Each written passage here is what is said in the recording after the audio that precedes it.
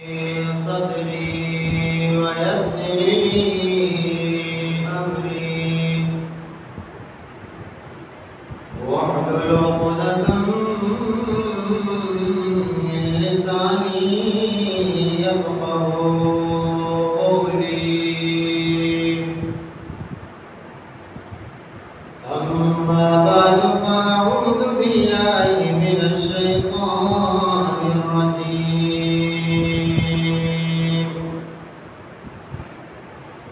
بسم الله الرحمن الرحيم.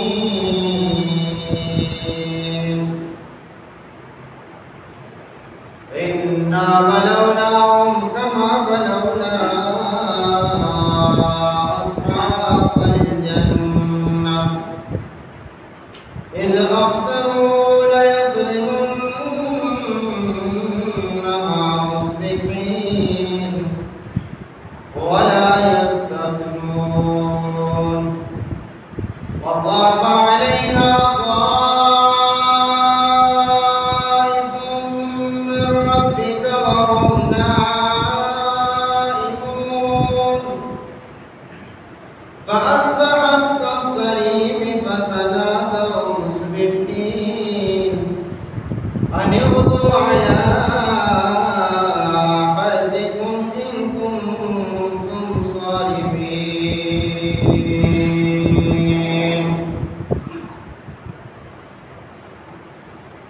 اللهم صل على محمد وعلى آل محمد كما صليت على إبراهيم وعلى آل إبراهيم إنك حميد مجيد. اللهم بارك على محمد وعلى آل محمد كما باركت على إبراهيم وعلى آل إبراهيم إنك حميد مجيد. میرے محترم سامعین،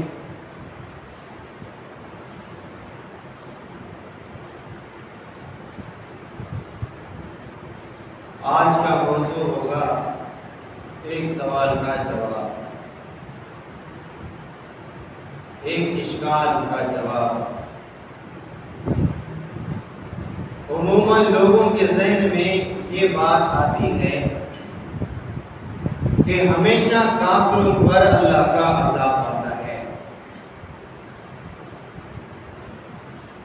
یہ آپ میرا سوال سمجھیں گے تو جواب آپ کو سمجھ میں آ جائے گا۔ عموماً لوگوں کے ذہن میں ایک بات آتی ہے کہ اللہ کا عذاب ہمیشہ کافروں پر آتا ہے۔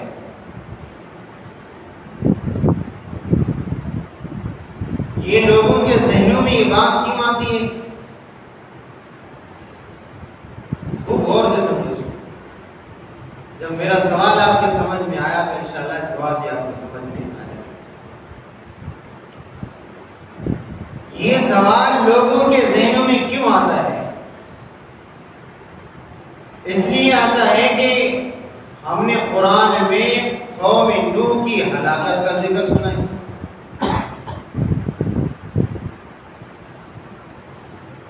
نوح علیہ السلام کی قوم کفر کی وجہ سے ہلاک ہو گئی۔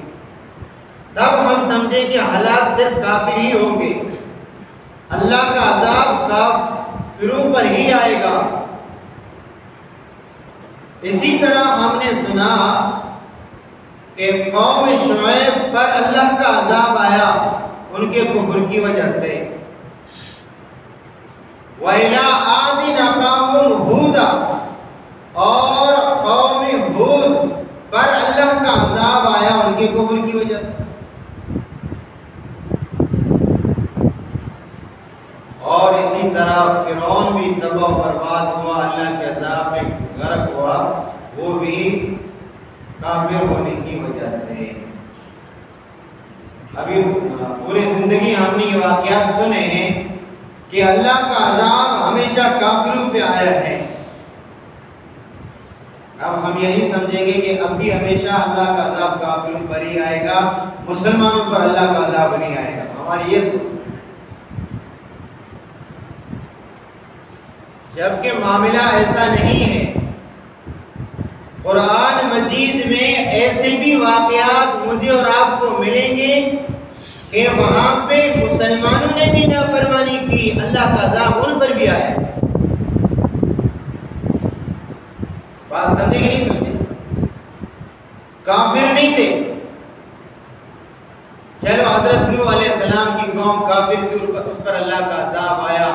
قوم شعیب کافر تھی، شعیب علیہ السلام کی قوم کافر تھی، اس پر اللہ کا عذاب آیا۔ اس کے علاوہ وَإِلَىٰ عَادٍ أَخَاهُمْ هُودًا، ہود علیہ السلام کی قوم پر کفر کی وجہ سے اللہ کا عذاب آیا۔ اب ہماری یہ سوچ بن گئی ہے، ہماری یہ روایت بن گئی ہے کہ اللہ کا عذاب صرف کافروں پر آئے گا، یہ بات درست نہیں ہے، یہ بات درست نہیں ہے۔ قرآن مجید میں ہمیں بہت سارے ایسے واقعات بھی ملیں گے کہ وہاں پہ جرم مسلمانوں نے کیا، اللہ کا عذاب ان پر بھی آ گیا۔ بات سمجھ میں آ گئی نہیں ہے؟ مثلا ایک مثال دیتا ہوں، موسیٰ علیہ السلام کی قوم فرعون سے نجات پا کر موسیٰ علیہ السلام کے ساتھ دریا سے پار ہو گئی۔ اب اتنے زمانے میں ان لوگوں نے تو غلامی کی زندگی گزاری، غلاموں کو نہ کوئی معاشرہ قبول کرتا ہے، نہ کوئی ان کی تعلیم ہوتی ہے، نہ کوئی ان کی تہذیب ہوتی ہے۔ 6 لاکھ بنی اسرائیلی کھمتیوں کے غلام تھے، فرعونیوں کے غلام تھے۔ اللہ تبارک و تعالیٰ نے موسیٰ علیہ السلام کے ذریعے سے ان کو اس غلامی سے نجات دلائی، دریا سے پار ہو گئے، فرعون فرمائے لشکر کے گرم ہو گیا۔ اللہ تبارک و تعالیٰ نے فرمایا کہ اب ان کو تعلیم چاہیے، اتنے سے تو وہ تو غلام بنے ہوئے تھے۔ اے موسیٰ علیہ السلام، کوئی دور آ جا، وہاں پہ تمہیں کتاب ملے گی، اس کتاب کو لے کر پھر اپنی قوم کو سدھارنا، سمجھانا اور راستے کی تلقین کرنا۔ وہ ادھر چلے گئے اور یہاں سامرین کو گمراہ کر دیا۔ رات کو ہمارا درس بھی ہوا تھا، شاید آپ لوگوں نے سنا ہے۔ وہاں موسیٰ علیہ السلام آئے اور اپنے بھائی پر غصہ کیا اور یہ کہا کہ تم نے دیکھا کہ ہماری قوم گمراہ ہو گئی، بچڑا بنا کر اس کی عبادت کرنے لگی، تو تم میرے پیچھے کیوں نہیں آئے؟ بلکہ قرآن تو یہ کہتا ہے کہ اس نے اپنے بھائی کے داڑھی اور بالوں کو بھی پکڑا، غصے کی وجہ سے۔ اللہ کے دین کی خاطر انسان جذبات میں آ سکتا ہے۔ حضرت موسیٰ علیہ السلام کا اپنے بھائی کے ساتھ کوئی ذاتی اختلاف نہیں تھا۔ لازمی بات یہ ہے کہ انسان توحید کے برخلاف، توحید کے برعکس کوئی معاملہ دیکھتا ہے تو ایک موحد آدمی کے دل کے اندر لازمی بات ہے جذبہ ایمانی اور غیرت ایمانی پیدا ہوتا ہے۔ وہ ہم ہی بے ایسے ہمارے سامنے درگاہوں کے سامنے لوگ جھک رہے ہیں، لوگ مٹی چاٹ رہے ہیں، مٹی کھا رہے ہیں، قبروں کا طواف ہو رہے ہیں، لیکن میری اور آپ کی غیرت ہی نہیں جاگتی۔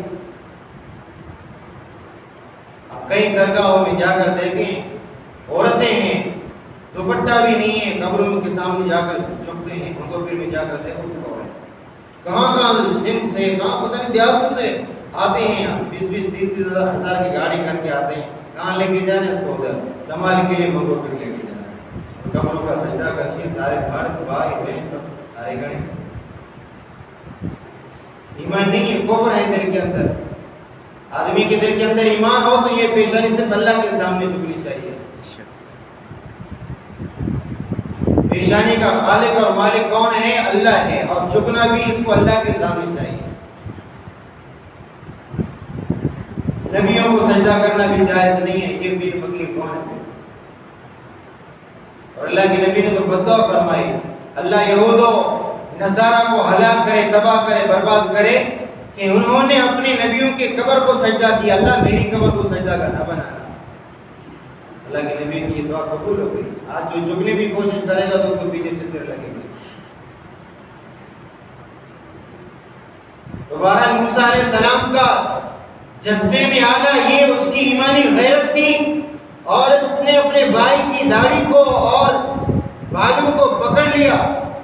غصے کی وجہ سے وہ ذاتی غصہ نہیں تھا، بلکہ وہ ایمانی غیرت تھی، اس کی توحید کی غیرت تھی۔ ہر مسلمان کے دل کے اندر ہونا چاہیے جو پیغمبروں کی اتباع کرتا ہے، جو مسلمان نبیوں کی اتباع کرتا ہے، اس کو چاہیے کہ اس کے دل کے اندر ایسی ایمانی غیرت ہونی چاہیے۔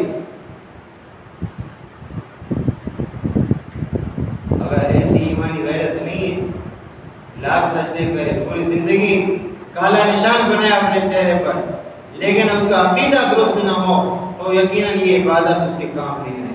قرآن مجید میں آتا ہے ذل اعمالهم فی الحیات الدنیا، اللہ فرماتے ہیں کہ ہم ان کافروں کے لیے ترازو قائم نہیں کریں گے ان کے اعمال کو تولنے کے لیے، کیونکہ ان کے اعمال تو دنیا میں ضائع ہو گئے۔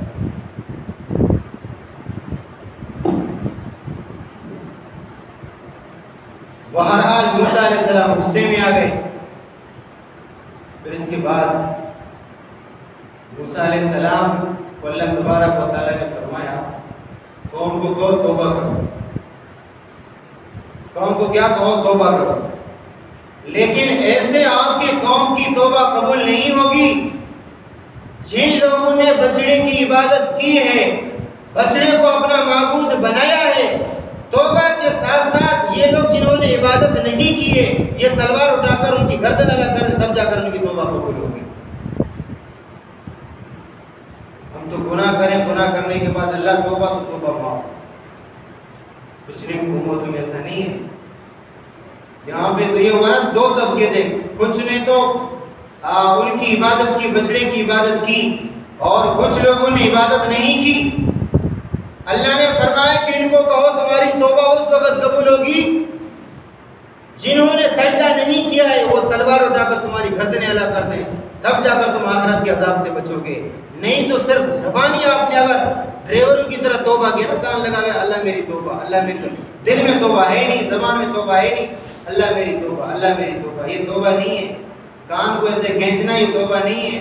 توبہ یہ کہ انسان کی آنکھوں سے آنسو جاری ہو جائے، انسان کا دل نادم ہو جائے، اور انسان آئندہ عہد کرے کہ میں اللہ کبھی بھی یہ گناہ دوبارہ نہیں کروں گا، اس کو کہتے توبہ۔ اللہ تبارک و تعالیٰ نے فرمایا جس نے بھی بچڑے کی عبادت کی وہ پہلے توبہ کرے، ایک شرط، اس کی توبہ تب بھی معاف نہیں، آدھی توبہ قبول ہوگی، اور باقی آدھی توبہ کے لیے ضروری ہے کہ دوسرے بندے اٹھا کر ان کی گردن الگ کر دیں، تب جا کر ان کی توبہ قبول ہوگی۔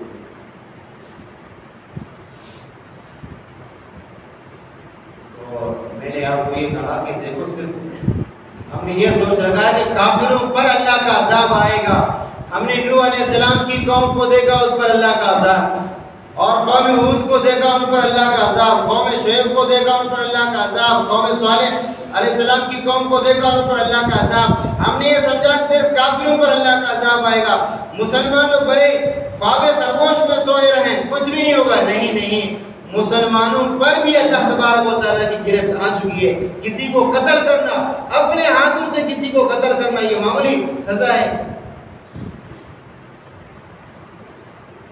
اور یہ بھی بات یاد رکھو، اب کافروں پر اس طرح کا عذاب نہیں آئے گا۔ اب اگر انتظار کریں گے جیسے نوح علیہ السلام کی قوم پر اللہ کا عذاب پانی کی شکل میں آیا، اب آج کل کے کافروں پر بالکل اس طرح کا عذاب آئے گا؟ نہیں آئے گا۔ اس کے لیے تو پھر پیغمبر جیسی بددعا چاہیے۔ اس طرح کے سخت عذاب کے لیے پیغمبر جیسی بددعا چاہیے۔ پیغمبر اس زمین میں اب قیامت تک نہیں آئے گا، تو لہذا اس طرح کا عذاب قیامت تک کافروں پر اب نہیں آئے گا۔ یہ دوسری بات کو غور سے سنو۔ ہم انتظار کریں اللہ کافروں کو ہلاک کر دو، اللہ کافروں کو ہلاک کر دو، اللہ تباہ و برباد کر دو، اللہ تباہ و برباد۔ یہ دعائیں تو نبیوں کو بھی آتی تھی، تو پھر نبی 70 جنگوں میں 10 سال کے اندر 70 جنگیں لڑی گئی اللہ کے نبی کے دور کے اندر، کیوں بھیجا گیا؟ تو اللہ کے نبی بھی اپنے مسجد نبی کے اندر دعا کر لیا کرتے تھے، اللہ کافروں کو تباہ و برباد کر دو۔ احد کا موقع نہ ملتا، بدر کا موقع نہ آتا، خندق کا موقع نہ آتا، تبوک کا موقع نہ آتا، وہ فتح مکہ کا بھی موقع نہ آتا، اللہ کے نبی اپنے گھر میں بیٹھ کر بددعا کرتے نہیں، صحابہ کو لے کر کہیں 300 صحابہ سامنے 1000 کفار، کہیں 4000 کا لشکر سامنے 1,00,000 کا لشکر ہے، لیکن اللہ کے نبی نے صرف بد دعا پر گزارا نہیں کیا، تلوار لے کر میدان جنگ میں چلے گئے۔ یہ بھی ایمانی غیرت ہے۔ تو لہذا ایک تو ہماری سوچ ہے کہ صرف کافروں پر عذاب آئے گا، مسلمانوں پر نہیں، یہ غلط۔ مسلمان بھی اگر نہ وہ اللہ اور اللہ کے رسول کے مخالف اگر عمل کریں گے تو بھی ان پر اللہ کا عذاب آئے گا۔ قرآن مجید میں ایسی کئی مثالیں موجود ہیں، میں کوشش کروں گا ایک مثال آپ کے سامنے بیان کروں۔ اور دوسری بات میں نے کیا بتائی کہ ہم نے یہ سوچا کہ اب ہم دعا کریں گے کفار پر اللہ کا عذاب آئے گا، اب اس طرح کا عذاب نہیں آئے گا کہ وہ بندر بنے گے، اب یہ بندر بنے گے نہیں، وہ خنزیر بنے، ہم انتظار کریں اب دوبارہ خنزیر بنے گے، اب نہیں بنے گے۔ وہ سارے ڈوب گئے، اللہ تبارک و تعالیٰ نے آسمان سے پانی بھیجا، زمین سے پانی نکالا، وہ پانی میں غرق ہو گئے، اب دوبارہ ایسا عذاب آئے گا نہیں۔ کیوں؟ ان بد دعا اور ان عذاب کے ساتھ پیغمبر کی بد دعا شامل تھی۔ بات سمجھ میں آگے نہیں آگئی؟ ان پر اللہ کا عذاب آ گیا، پیچھے پیغمبر کی بد دعا۔ اب ہمارا عقیدہ ہے قیامت تک کوئی نبی نہیں آئے گا، قیامت تک کوئی سچا نبی نہیں آئے گا، جھوٹے آئیں گے، دجال آئیں گے، کذاب آئیں گے، اور اس کے علاوہ اور بہت سارے آئیں گے، لیکن سچے نبی جو اللہ کی طرف سے جن پر وحی آتی ہے ان نبیوں کا سلسلہ بند ہو گیا۔ وہ تو اللہ کے نبی نے فرمانا میرے بعد 30 دجال آئیں گے، کذاب آئیں گے، ان میں ایک غلام محمد قادیانی کا نام مر گیا، اللہ تبارک و تعالیٰ نے دنیا میں اس کو دکھا دیا، ہلاک ہو گیا۔ بہرحال تو یہ ہوا کہ اب دوسرا اشکال کیا ہے کہ اللہ کا عذاب اب کافروں پہ بالکل یہ نہیں، ہاں جزئی طور پر اللہ کا عذاب آئے گا تو مسلمانوں پر آئے گا، کفار پر آئے گا، بالکل یہ نہیں آئے گا۔ بالکل یہ کا مطلب ہے کہ اللہ کا عذاب ایسے آئے کہ پوری قوم ملیا میٹ ہو جائے، ایک بندہ بھی باقی نہ رہے، جیسے قوم نوح، ایسا عذاب اب نہیں آئے گا۔ انتظار کر کر کے ہم تک جائیں گے، کافروں پر ایسا عذاب نہیں آئے گا۔ ہاں ایک صورت میں کافروں پر عذاب آئے گا، وہ کیا؟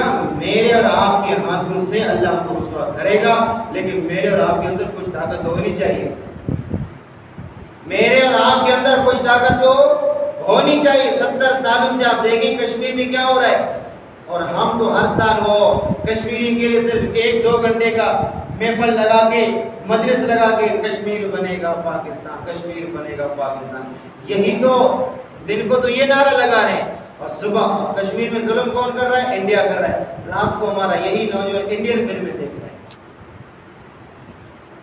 کشمیر کو آزاد بعد میں کرو، آپ تو پتہ نہیں کتنے یہاں سے اس کو بیلنس بھیج رہے کہ جاؤ یہ بیلنس ہم آپ کو بھیج رہے ہیں، ہماری ماؤں بہنوں کو وہاں پہ آپ مار دیں۔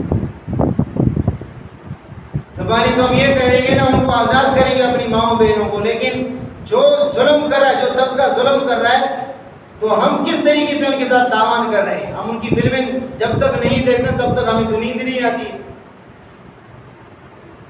بہرحال مسلمان بھی اگر اللہ تبارک و تعالیٰ کی نافرمانی کرے تو اللہ تبارک و تعالیٰ کی گرفت اور اللہ کا عذاب ان پر بھی آئے گا۔ اور اس کے علاوہ ضمنی بات یہ بھی بات یاد رکھیں کہ انسان کی اگر نیت بری ہو، سوچ بری ہو، انسان کی نیت کی وجہ سے اللہ تبارک و تعالیٰ بھی اس پر گرفت فرما دیتے ہیں، یا تو جانی نقصان یا تو مالی نقصان ہو سکتا ہے۔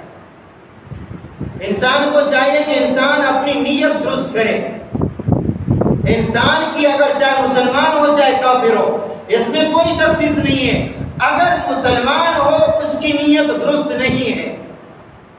بہت سارے لوگ نہیں کہتے ہیں کہ پتہ نہیں ہمارے روزی کو کسی نے بند کیا ہے، ہم جاتے ہیں خالی آتے ہیں، ہم جاتے ہیں خالی آتے ہیں، جہاز سمندر میں لاڑا کر کے آتے، اتار لے کے جاتے لاڑا کر کے آتے، اتار لے کے جاتے وہاں سے لاڑا کر کے آتے۔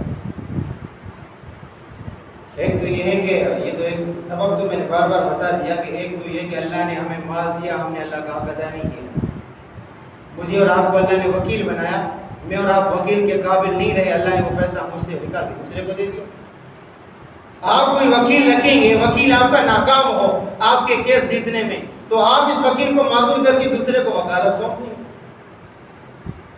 مجھے اور آپ نے اللہ تبارک و تعالیٰ نے اتنا بڑا کاروبار دیا ہے اور مجھے گویا وکیل بنایا کہ میں نے آپ کو مال دیا، گویا وکیل بنائے، غریبوں کو دے دو، زکوٰۃ دے دو، صدقہ دے دو، خیرات دے دو، لیکن میں گنجا صاحب بن کے ان کے اوپر بیٹھ گیا، مال کے اوپر بیٹھا، غریبوں کو نہیں دیا، مسکینوں کو نہیں دیا، تو پھر 1-2 سال کے بعد اللہ تبارک و تعالیٰ نے ایسے جھٹکا لگا دیا، وہ پورا کاروبار ختم ہو گیا۔ اب تو کدھر ہو سکتا ہے کسی نے جادو کیا ہے، کالا علم کیا ہے۔ ہمارے پاس ایسے بھی لوگ آتے ہیں کہ استاد دیکھ لو، اور ہمارے بھائی نے مجھے جادو تو نہیں کیا ہے۔ اچھا 3 دن کے بعد وہی دوسرا بھائی آ گیا، استاد دیکھ لو مجھے اس بھائی نے جادو نہیں کیا، اس بھائی کو اس نے جادو کیا، اس کو اس نے جادو کیا، وہ خود دونوں پریشان ہیں، ان کو جادو کرنے والا کون ہے؟ یہ بھی اللہ کی گرفت ہے، یہ بھی اللہ کی طرف سے کیا ہے؟ گرفت ہے۔ اللہ پر بھروسہ نہیں۔ میں تو میرے خیال سے اس منبر پر میں نے تو 100 سے زیادہ مرتبہ یہ کہا، روزی کی بندش کی بات جو بھی کرتا ہے اور جو اس کی تصدیق کرتا ہے تو سمجھ لو وہ بھی تو قرآن سے ویسے اندھا ہے، لیکن یہ بدبخت بھی اس کے پاس جا کر بھی اندھا بن رہا ہے۔ قرآن کی روایت تمہیں معلوم نہیں؟ اللہ فرماتے ہیں ما یفتح اللہ من رحمت فلا ممسک لها، اللہ کسی کے لیے رحمت کا دروازہ کھول دے کوئی اس کو بند کرنے والا نہیں ہے۔ کسی کے اندر ہمت کہ وہ اللہ دے دے، وہ سامنے والا بندہ جادوگر، کالا علم کرنے والا جس کو استنجا کا طریقہ نہیں آتا، اللہ دینے والا اللہ دے دے اور وہ تمہارے راستے میں رکاوٹ بنے، ہے کوئی ایسا مقابلہ کرنے والا؟ لیکن اتنے سمجھدار لوگ پھر بھی جا کر ایسے بدبختوں کے پاس کہتے ہیں کہ دیکھ لو، کتاب کھول کے دیکھ لو، کسی نے بندش نہیں کی، کسی نے جادو نہیں کی۔ ایسے لوگوں کے پاس جانے، حدیث پاک میں آتا ہے من اتا عرافا فاسألوا عن شیء، جو ایسے آدمی کے پاس جائے جو غیب کا دعویٰ کرے اور کسی چیز کا سوال کرے، اس کی تصدیق کرے، لم یقبل له صلاۃ 40 لیلہ، اس کی 40 دن کی نمازیں قبول نہیں ہوگی، 40 دن کی نمازیں اس کی قبول نہیں ہوں گی۔ ابھی لوگ دیکھیں ہمارے ہاتھ میں دیکھو کیا ہے، یہ لکیریں کہاں جا رہی ہیں؟ یہ لکیریں قبر میں جا رہی ہیں۔ اب وہ بدبخت خود ایک روپے کے لیے میرا اور آپ کا دروازہ ٹک ٹک، اللہ کے نہ لو، اللہ کے نام پہ 1 روپیہ دے دو۔ ابھی میں اور آپ اپنا ہاتھ نکال رہے، لیڈیز ہیں، عورتیں اپنا ہاتھ، فقیر بابا ہمارا ہاتھ دیکھو، ہماری جان اس کہاں خراب ہو گئی، اس بدبخت کی خود جان اس دیکھو، مجھ سے اور آپ سے 1 روپیہ مانگ رہا ہے اور میں اور آپ اس سے قسمت طلب کر رہے ہیں۔ قرآن سے عقیدہ نہیں ہے، قرآن سے واقفیت نہیں ہے، بس کوئی اسٹوری کہانی سن لیا، اس کو یاد کر لیا۔ اور اسی طرح آپ نے دیکھا قرآن مجید میں اللہ نے فرمایا کہ للہ ملک السماوات والارض یخلق ما یشاء یهب لمن یشاء اناثا ویهب لمن یشاء الذکور، جس کو اللہ بیٹا دے دے، جس کو اللہ بیٹی دے دے، جس کو اللہ جوڑے دے دے، اللہ کی مرضی، اور جس کو اللہ تالے لگا دے، 5 بنا دے، کوئی اس کو اولاد دینے والا نہیں، کیونکہ فلان آدمی نے بندش کی ہے۔ قرآن کہتا ہے جس کو اللہ نہ دے کوئی اس کو دینے والا نہیں، جس کو اللہ دے کوئی اس کو بند کرنے والا نہیں۔ لیکن کوئی قرآن کھول کے دیکھو، اس کو پتا چلے گا نا، قرآن تو رکھا مولوی صاحب تعویذ دے دو۔ ابھی تو لوگ کیسے تعویذ مانگتے۔ اشرف علی تھانوی صاحب کے پاس کوئی ایک عورت آئی اور اس کو یہ کہا حضرت، یہ ایک لیڈیز آئی اور اس نے یہ کہا حضرت، آپ نے عورتوں کو دیکھا ہوگا کہ عورتیں اس طرح پہ بال کو کنگھی کرتی ہیں، اس طرح بال کنگھی کرتی ہیں، بیچ میں کوئی لکیر نکالتی ہیں۔ تو ایک عورت اشرف علی تھانوی رحمۃ اللہ علیہ، ہمارے علماء دیوبند کے بہت بڑے بزرگ گزرے ہیں، اکابر گزرے ہیں، تو پڑوس میں کوئی عورت کی جو یہ بیچ والی جو لکیر تھی نہیں نکل رہی تھی، مولانا اشرف علی تھانوی سے صاحب کے پاس آ گئے، اس نے کہا حضرت تعویذ دیتے بیچ والی لکیر نہیں نکل۔ ابھی لوگ اس طرح کی بھی تعویذ مانگتے ہیں، تعویذ دے دو، بچہ کھانا نہیں کھاتا ہے، بچے کا میدا خراب ہے، کوئی میدے کی دوائی لے کے دے دے، اس کو پیٹ خراب ہے، اس کے لیے تعویذ کی کیا ضرورت ہے؟ ہاں اگر بچے کو کوئی مسئلہ ہو تو علم شریف پڑھ کے میرے پاس آنے کی کیا ضرورت ہے؟ قرآن کو اللہ نے شفا بنایا، یہ تمہارے لیے بھی شفا ہے، میرے لیے بھی شفا ہے، تم پڑھو شفا ہے، میں پڑھو شفا ہے۔ تو اس نے یہ نہیں کہا کہ ککے کا مولوی یونس آباد کا مولوی پڑھے گا تو شفا ہے، نہیں تو تم پڑھو گے شفا نہیں۔ قرآن میں اللہ نے فرمایا قرآن شفا ہے، لیکن کہیں آپ یہ نہیں دکھا سکو گے کہ مولوی بڑے سپاہی، یہ آپ کو نہیں ملے گا۔ قرآن پر تمہیں بھروسہ ہے، مجھے بھروسہ ہے، خود اپنے گھر میں بچہ بیمار ہو دم کرو، ان ٹکوں کے پاس جانے کی کیا ضرورت ہے؟ تمہارے پیسے بھی لے کے جائیں گے، معمولی چھوٹے 2 دن کا بچہ 3 دن کا بچہ بخار وہ ادھر لے کے گئے، اس پر جنات ہیں، ابھی آپ 2000 کا وہ زعفران لے کر آؤ، ہم اسے تعویذ لکھیں گے، یا آپ 2000 مجھے دے دیں، میں زعفران بنا کے اس کے لیے تعویذ لکھوں، 1 نمبر کا ٹھگ، 1 نمبر کا۔ اس لوگوں کے پاس آپ کیوں جاتے ہو؟ قرآن تمہارے پاس موجود ہے، علم شریف پڑھ کے دم کرو۔ اللہ کے نبی نے آخری 2 سورتیں پڑھ کر دم کیا، حسن حسین رضی اللہ تعالیٰ عنہما کو ان پر نظر کا اثر تھا تو ختم ہو گیا۔ تو بہرحال قرآن تو اس چیز کی نہیں، قرآن میں اللہ نے فرمایا افلا یتدبرون القرآن، تم لوگ قرآن میں غور و فکر کیوں نہیں کرتے ہو؟ ایک مسئلے کو دیکھیں، ہم سب غلط جا رہے ہیں۔ میں نے پچھلے جمعے کو پوری تقریر صرف ایک مسئلے پر کی، یاد ہے نا، پوری تقریر 1 گھنٹے کی تقریر، جبکہ اس دور میں تو 20 منٹ کی زیادہ تقریر کرنے کی اجازت ہی نہیں، 10-15 منٹ کو وہ بھی 3 فٹ کے فاصلے پر بیٹھنا چاہیے، 5-10 منٹ تقریر کرنی ہے، اس کے علاوہ اجازت نہیں۔ پوری 40 سے 45 منٹ تقریر ایک مسئلے پر کی۔ مسئلہ یاد ہے کہ جو آج کل کسی کا شوہر فوت ہو جائے، وہ عدت میں عورتیں کس طریقے سے بیٹھتی ہیں، اللہ کا عذاب نہ آئے تو وہ عدت میں بیٹھنا بھی جس طریقے سے یہ لوگ آج کل بیٹھ رہے ہیں، یہ بھی اللہ کا ایک عذاب۔ جون جولائی میں اگر کسی کا شوہر فوت ہو جائے تو کوئی عورت بھی مر گئی، اس کو وہ کونے میں وہاں پہ بہت بڑی چادر ڈال کے ادھر کونے میں بیٹھ جاؤ، آسمان کو نہیں دیکھو، اپنے بیٹے کو نہیں دیکھو، اپنے پوتے کو نہیں دیکھو، اپنی پوتی کو نہیں دیکھو، بس ایک وہ عدت میں بیٹھو، نہیں وہ اس کا شوہر چلا گیا، اب اس کے پیچھے یہ بھی انشاءاللہ جانے والی ہے، یہ بھی جانے والی ہے۔ اس کا مطلب ہے بچے ویسے بیزار ہیں کہ یہ کیوں چلا گیا، جانا تو دونوں کو چاہیے تھا۔ بھائی عدت کس نے کہا؟ یہ اپنی طرح سے شریعت بناتے ہو، قرآن حدیث سے واقفیت نہیں ہے، بولو تو ناراض ہوتے ہیں۔ عدت یہ ہے کہ شوہر فوت ہو جائے، شوہر کی 4 دیواری سے باہر نہ نکلو، بنا سنگر نہ کرو، بس بغیر ضرورت کے شوہر کی 4 دیواری سے باہر، 4 دیواری سے، اس مکان میں 4 دیواری میں 10 کمرے 10 میں جا سکتی ہے، صرف 4 دیواری سے باہر بغیر مجبوری کے نہ جائے، مجبوری ہو ڈاکٹر کے پاس جا سکتی ہے، ڈاکٹر اور اس طرح دوسرے ضرورت حکومت بلائے، مطلب کسی ایمرجنسی کی صورت میں جیسے آج کل احساس پروگرام میں تو بھی جا سکتی ہے، کوئی مسئلہ نہیں ہے، بغیر ضرورت کی عورت باہر نہ نکلے اپنی 4 دیواری سے، اس کو عدت کہا جاتا ہے، اور زیب و زینت اختیار نہ کرے، یہ عدت ہے۔ وہ بڑی چادر پردہ کرنا تو ویسے فرض ہے، اس کا عدت سے کیا تعلق ہے؟ کیا ایک عورت 4 مہینہ 10 دن ختم ہونے کے بعد پھر بغیر دوپٹے کے بازار میں چلی جائے، غیر محرموں کے ساتھ بات کرنا شروع کرے؟ نہیں، غیر محرموں سے بات کرنا شوہر سے شوہر کی زندگی میں منع ہے، اب بھی منع ہے۔ پردہ کرنا شوہر کی زندگی میں اور اجنبی لوگوں سے فرض ہے، اب بھی فرض ہے، اس کا عدت کے ساتھ کیا تعلق ہے؟ لیکن لوگ معمولی مسائل میں شریعت نے توڑیا۔ میں نے آپ کو یہ کہا، قرآن فرماتا ہے کہ وَيَزَوْ عَنْهُمْ إِسْرَهُمْ، اللہ نے یہ نبی اس لیے بھیجا کہ تاکہ تم نے جو اپنی گردن میں تھوک ڈالی ہے، تم نے اپنی گردن میں زنجیریں ڈالی ہیں، جہالت کی زنجیریں ڈالی ہیں، اور جو ہے نا خلاف شریعت تھوک ڈالی ہیں، یہ اللہ نے نبی اس لیے بھیجا ہے کہ تاکہ تمہاری گردن سے وہ تھوک اتارے۔ یہ بھی توق ہے جو لوگوں نے اپنے آپ پر کیا ہے۔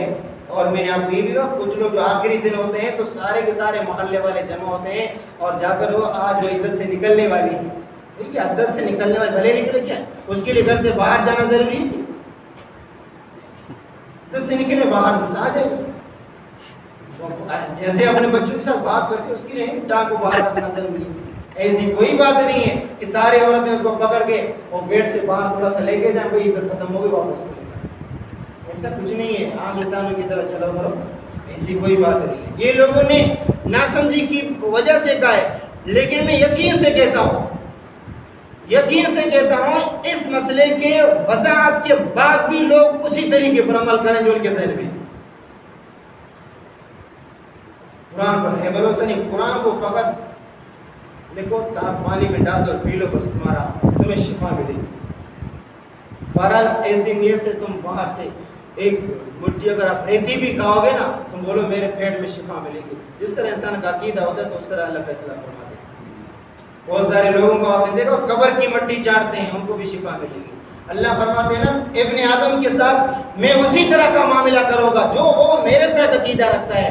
اس کو یہ عقیدہ ہو کہ اللہ مجھے شفا دے گا, اس کو شفا اللہ دے گا. اس کو یہ عقیدہ ہو کہ مجھے یہ مٹی مجھے شفا دے گی, ریتی مجھے شفا دے گی, تو اللہ اس کو اسی کے حوالے کر دے گا. بات سمجھ میں آئے کہ نہیں آئی؟ میں فلاں درگاہ میں گیا تو ادھر تو مجھے شفا ملی, لیکن ان کو بھی پتا ہے کہ ادھر اس طرح کی شفا نہیں ملتی جو اللہ کی طرف سے شفا ملتی ہے. ایک مولوی صاحب کو کسی نے دم کے لیے بلایا تھا, تو وہاں اس گھر میں 2 بچے تھے. ایک میں شرارت زیادہ تھی, ایک مسئلہ سنجیدہ تھا. بچے میں ہوتے نہیں ہوتے. تو مولوی صاحب نے کہا یہ دونوں بچے ہمارے, یہ جو شرارت اس میں زیادہ ہے نا یہ ہمیں درگاہ سے ملی اور یہ ہمیں اللہ نے دیا, یہ ہمیں اللہ نے دیا اور یہ ہمیں درگاہ سے. مطلب ان کا بھی نظریہ یہ ہے کہ وہاں سے اس طرح کی بات. بہرحال میں آپ کو یہ کہہ رہا تھا کہ آپ یہ نہ سمجھیں کہ صرف کافروں پر اللہ کا عذاب آئے گا. مسلمان ہوں ان کی بھی نیت درست نہ ہو اور ان کی نیت خراب ہو اور وہ بھی خلاف شرع کام پر آئیں, قرآن و سنت کے خلاف کریں, اللہ کے قانون کے سامنے رکاوٹ بننے کی کوشش کریں, تو اللہ تبارک و تعالیٰ ان کو بھی آزما لیتے ہیں. اللہ تبارک و تعالیٰ دنیا میں ان کو بھی دکھا دیتے ہیں. یہ قصہ میں نے بیان کیا ہے لیکن موضوع کے مطابق آج دوبارہ میں مختصر ترجمہ کرتا ہوں. یمن کے اندر ایک والد صاحب تھے اور بہت بڑے باغات اس کے پاس تھے. جب بھی ان کی فصل تیار ہوتی وہ غریبوں کو آواز دیتے اور یہ کہتے آج میرے فصل کی کٹائی ہے, فصل کی کٹائی ہے, آپ سارے غریب جتنے بھی محلے کے اندر ہیں وہ حاضر ہو جائے میرے باغات میں اللہ کا حق نکال دیتا ہوں, میں غریبوں کو دے دیتا ہوں. جب میں اور آپ اللہ کو دیتے ہیں نا تو اللہ بھی ہمیں دے دیتا ہے. اللہ کے نبی نے اپنی ایک بیوی کو, غالباً میرے ذہن میں نہیں ہے اس بیوی کا نام کیا ہے, اللہ کے نبی نے فرمایا کہ آپ اگر اپنا مٹھی کھول کر دو گے تو اللہ بھی تمہیں کھول کر دے گا, اگر آپ اپنی مٹھی بند کر کے دو گے تو اللہ تبارک و تعالیٰ بھی اپنی مٹھی بند کر کے دے گا. اللہ کے نبی نے مثال کے طور پر بیان کی, ورنہ اللہ تبارک و تعالیٰ جسم سے پاک ہے, مٹھی سے پاک ہے. یہ انسان کو تو انسان جیسی مثال دینی چاہیے.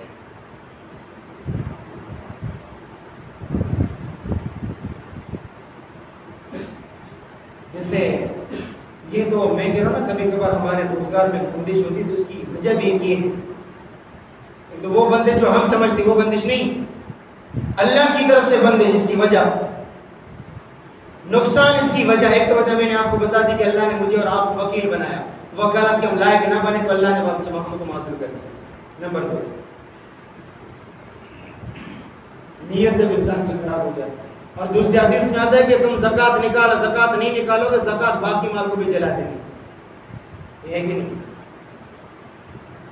اور تیسری بات سنیں, حدیث پاک میں آتا ہے کہ پچھلے دور میں ایک بندہ جا رہا تھا, آسمان سے بادل چھٹ گئے, بادلوں سے آواز آ گئی کہ بادل برس, فلان یہ بادل کا پانی فلان نالی میں جائے, وہاں سے فلان آدمی کی کھیت کو سیراب کرے. بس ایک آدمی کا نام بادلوں سے آیا. وہ بندہ جو جانے والا تھا وہ حیران ہو گیا کہ بادلوں سے فلان آدمی کا نام آیا اور بادل سے آواز آ رہی تھی کہ بادل سے پانی برسے اور صرف فلان آدمی کی کھیتی میں پانی چلا جائے. اسی وقت پانی برسا اور پانی جو ہے نالیوں میں ہوتے ہوئے ایک آدمی کے باغ میں جا رہا ہے. اور یہ بھی بندہ جس نے آواز سنی تھی وہ بھی پیچھے پیچھے جا رہا ہے. اس نے ادھر جا کر دیکھا کہ ایک بندہ باغ میں پانی کو کبھی ادھر لے کے جا رہا ہے, کبھی اس درخت کے پاس, کبھی اس کے پاس پانی دے رہا ہے. اس نے کہا حضرت تمہارا نام کیا ہے؟ کہا میرا نام فلان ہے. کہ تمہارا نام, میرا نام کیوں پوچھتے ہو؟ تو ابھی آپ کا نام میں نے بادلوں میں سنا ہے, ابھی آپ کا نام میں نے بادلوں میں سنا ہے کہ بادل کا پانی برسے اور صرف آپ کی کھیتی کو سیراب کرے. کون سا عمل کرتے ہیں؟ ہاں, میری جب فصل تیار ہوتی ہے میں اس کو 3 جگہوں میں تقسیم کرتا ہوں. ایک اپنے بیج کے لیے رکھتا ہوں, جیسے چارے کے لیے آپ لوگ رکھتے ہو نا, چارے کے لیے رکھتا ہوں.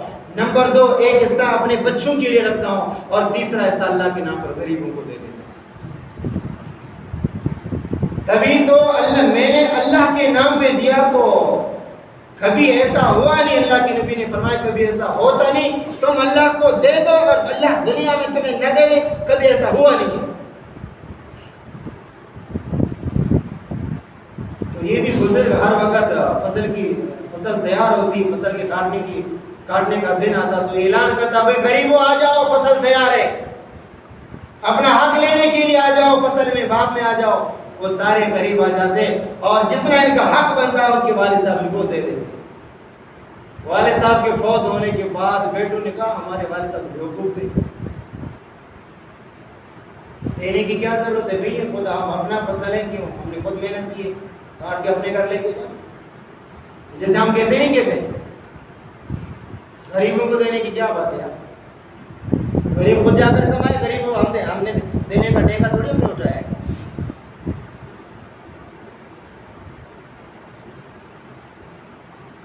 تو یہ نہیں کرتا چلے، انہوں نے والد صاحب کے جانے کے بعد انہوں نے کہا کہ آئندہ فصل تیار ہوگی نا، دن کو نہیں کاٹیں گے، رات کو کاٹیں گے۔ وہ ایک قصہ بھی میں نے آپ کو سنایا تھا نا، ایک آدمی نے اپنے باپ کی تعریف میں، عرب لوگ شعر و شاعری کے بہت مشہور تھے، ایک آدمی نے اپنے باپ کی تعریف میں شعر و شاعری لکھی، 70 شعر لکھے۔ دوسرے وہ سنائے بھی، محلے میں سناتا تھا کہ میرا باپ اس طرح ہے، میرا باپ اس طرح ہے، میرا باپ اس طرح ہے۔ 70 شعر اس نے بنائے تھے، شعر نہیں سمجھتا، گانے بنائے تھے اپنے باپ کا، جیسے آج کے لڑکیوں کے نام پر گانے بناتے نا، تمہاری آنکھ کے بعد آپ جیسے تمہارے، اس نے بھی اس طرح اپنے باپ پر 70 شعر بنائے۔ کسی نے کہا تم اپنا باپ دکھاؤ، 70 شعر کے قابل ہے کہ نہیں؟ آ جاؤ، دروازہ کھول کے دیکھا اس کا باپ بکرے کے نیچے تنگ منہ میں ڈال کر اسے چوس رہا تھا۔ اس باپ پر تم نے 70 شعر بنایا، کیوں اس طرح کرے؟ اس لیے اس طرح کر رہا ہے کہ اگر یہ برتن میں دودھ ڈولے تو دودھ دونے کی آواز آتی ہے تو غریب جمع ہوتے ہیں، تو اس لیے چپکے سے منہ لگا کر یہ بکرے کے بچے کی دودھ۔ تو اب مسئلہ یہ ہوا کہ ان لوگوں نے مشورہ کی، ان کی نیت خراب ہو گئی۔ والد صاحب تو غریبوں کو دیتے تھے، اب انہوں نے کہا نہیں ہم ایسا نہیں کریں گے، فصل تیار ہو گئی، رات کو کاٹنے کے لیے جائیں گے۔ اللہ تبارک و تعالیٰ نے اس قصہ بیان کیا کہ انا بلوناہم کما بلونا اصحاب الجنہ، اے محمد صلی اللہ علیہ وسلم ہم ان مکہ والوں کا امتحان لیں گے جیسے ہم نے باغ والوں کا امتحان لیا ہے۔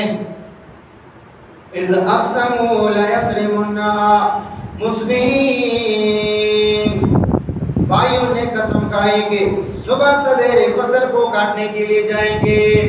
صبح سویرے کا مطلب جیسے آپ بچے کے لیے مئی کی سیزن میں جاتے، یاد ہے نا آپ لوگوں کو، مئی کی سیزن کس ٹائم جاتے ہو؟ آذان سے پہلے جاتے ہو۔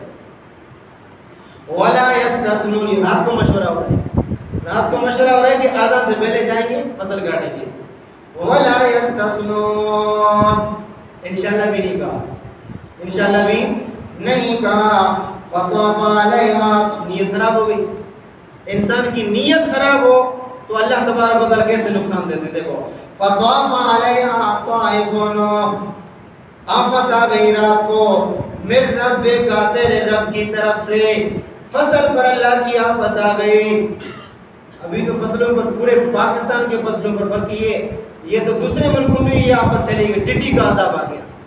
فصل تیار ہے، لاکھوں ٹڈیاں 5 منٹ کسی فصل میں داخل ہو گئی، اٹھ کے ختم۔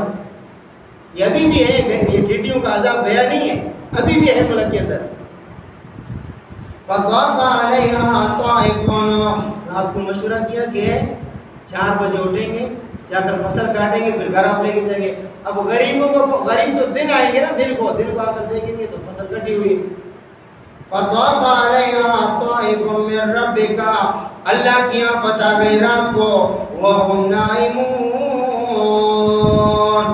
مشورہ کر کے سو گئے، اللہ کی آفت آ گئی۔ فاصبحت کالصریم، اللہ تبارک و تعالیٰ نے پورے کے پورے فصل کو کٹی ہوئی کھیتی کی طرح بنایا۔ آپ دیہاتی لوگ نہیں ہو نا، آپ سمجھتے ہیں کہ کٹی ہوئی کھیتی کس طرح ہوتا ہے۔ گلے کو کاٹنے کے بعد جب اس کو بھوسا بناتے ہیں تھریشر کے ذریعے سے، صرف بھوسا ہی رہ جاتا ہے، اب پورے فصل کو اللہ نے ایسا ہی کر دیا۔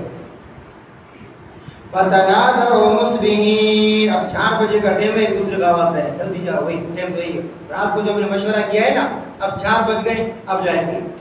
انبدو علی حرثکم، جلدی جلدی جاؤ اپنے باغات کی طرف، ان کنتم صارمین، اگر کاٹنا چاہتے ہو، فصل کو کاٹنا چاہتے ہو، ٹائم 4 بجے کا ٹائم ہے۔ حسن بن ابھی چلتے چپکے چپکے سے کہہ رہے ہیں فانطلقوا وهم يتخافتون، اس کا ترجمہ میں ایسے کرو فانطلقوا، 4 بجے کے ٹائم، ادھر تو 4 بجے کا ٹائم نہیں، ٹائم اسی طرح کا تھا، میں اس وقت 4 بجے کا ٹائم بتا رہا ہوں۔ صبح کے وقت یہ نکل گئے، وهم يتخافتون، چھپ کے جا رہے تھے، ایسے قدم رکھ رہے تھے، ہمارے قدموں کی آواز کوئی نہ سنے کہ کاٹنے کے لیے جا رہے ہیں۔ اللہ يدخلن اليوم علیکم مسکین، وہاں آہستہ آہستہ رہو، کوئی مسکین اور غریب نہ آ جائے ہمارے فصل کی کٹائی میں۔ وَغَدَوْا عَلَىٰ حَرْدٍ قَادِرِينَ، انہوں نے کہا فصل تیار ہے، بس کاٹنے کی دیر کیا ہے، سارے سامان ہم نے اٹھا کے کاٹ لیں گے۔ فَلَمَّا رَأَوْهَا، جب دیکھا پورا باغ جل گیا ہے، جب دیکھا پورا باغ جل گیا ہے، قَالُوا إِنَّا لَصَارِمُونَ، نہیں یہ ہمارا باغ ہم غلط آئے، رات اندھیرا ہے، یہاں ہمیں جانا تھا، اب ہم اس پتھروں سے نکل گئے۔ اس نے کہا نہیں بھائی، روز ہم آنکھیں بند کر کے جائیں، پتہ کر لیے یہاں سے کچھ نہیں، ہم بھول گئے، رات کو ہم نے مشورہ کیا، رات کو ہم نے دیکھا فصل تیار تھی، اثر مغرب تک ہماری فصل تیار تھی، اچانک کیسے جل گئی؟ نہیں، ہم غلطی سے دوسری جگہ میں نکل گئے، دوسری جگہ میں نہیں نکلے، ہم یہی باغ ہے ہمارا۔ بل نحن محرومون، اللہ نے ہمیں محروم کیا، سمجھ گیا اب اللہ نے محروم کیا۔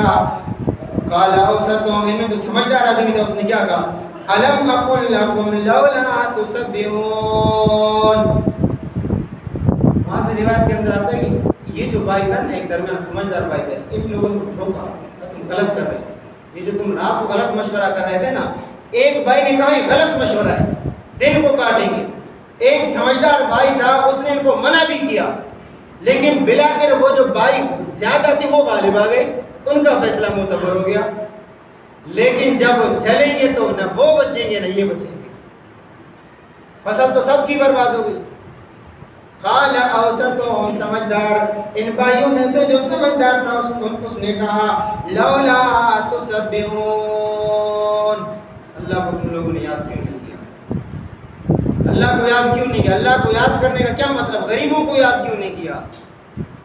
غریبوں کو یاد کیوں نہیں کیا؟ ابھی ہمارے تاجر رو رہے ہیں نا، ابھی ہمارے تاجر رو رہے ہیں، دیکھ لو تو یہ نہیں کہ ایسے رو رہے ہیں، اللہ ان کو رلا رہا ہے، انہوں نے تاجروں نے چاہے چھوٹا تاجر ہو چاہے بڑا تاجر ہو، ہم نے ایسا کیا ہے جس کی وجہ سے آج ہمیں اللہ رلا رہا ہے۔